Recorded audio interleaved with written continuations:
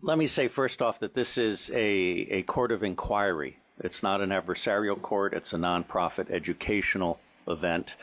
And with enormous energy and intelligence, all of us have been brought together to try to bring out some of the aspects. So if I may, I have prepared an overview statement based on my work these many past weeks. And I want to just say that as a parent and as a patriot, I'm absolutely outraged by what we're allowing to happen to our children. Humanity is judged on how you treat the weakest member of the society. Let me say that although pedophilia, which says child love, has nothing to do with the abuse of children, these children are not just kidnapped and in some cases bred by families as a cash crop. We have people in the United States of America that breed children in order to sell them. And when they are sold, they come without birth certificates, which means it's easier to kill them and have no one ask where they are. We're also importing children by the plane load. Again, children who have no documentation. It's not just child slavery or child sex abuse. It's also child torture because you have adrenalized blood. You have the whole blood drinking ceremony of the satanic world. It's also the use of children for harvesting body organs. We'll have the Falun Gong testimony tomorrow. One of the reasons that the Falun Gong are so popular is because they're so healthy, so that you can harvest their body organs and get the very best. And then you have ritual ceremonies and ritual murder, as well as incidental murder. I have been a spy. I'm out from undercover. I'm under a lifetime secrecy agreement. I absolutely tell you without doubt, I have no secrets that I can remember. If when I go to Iran soon, they can torture me, there's nothing there for them to get. But I know the system. I've been a spy all over the world. I have created the Marine Corps Intelligence Command. I have trained intelligence and law enforcement representatives, over 8,000 of them from across 66 countries. They are all, without exception, good people trapped in a bad system. And one of the most wonderful things that this court could achieve, now that we've had Pizzagate, for example, which opened people's mind, is we could achieve an opening of the public mind and an absolute imperative from the public to governments, including the U.S. government, which I think is the center of gravity in so many ways.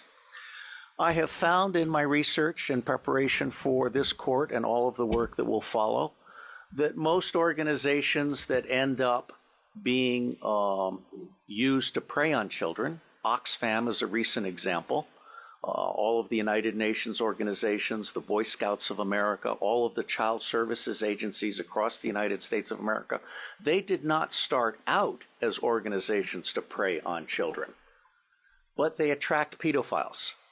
And ultimately, pedophiles end up rising in the ranks and controlling those organizations, so that an organization that initially started out in the service of children becomes an organization that is in fact hunting children. And one of our distinguished commissioners has written an absolutely wonderful book called Child Hunters, which I recommend to all of you as a brief on this. It's absolutely essential that we begin to talk about this openly.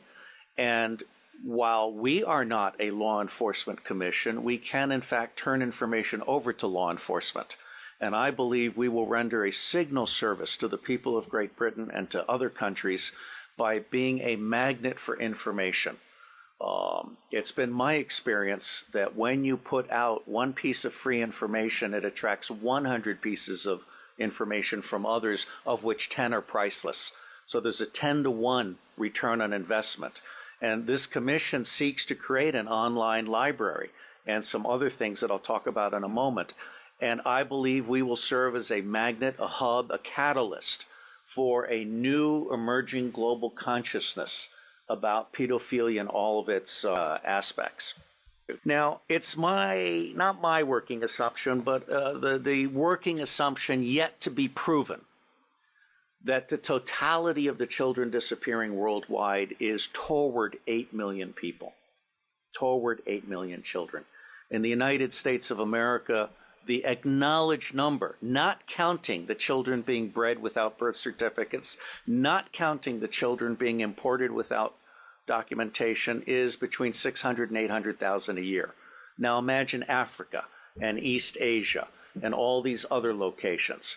I personally believe that the number we want to try to document is rising well beyond the official figures, and we have yet to learn what the actual number is.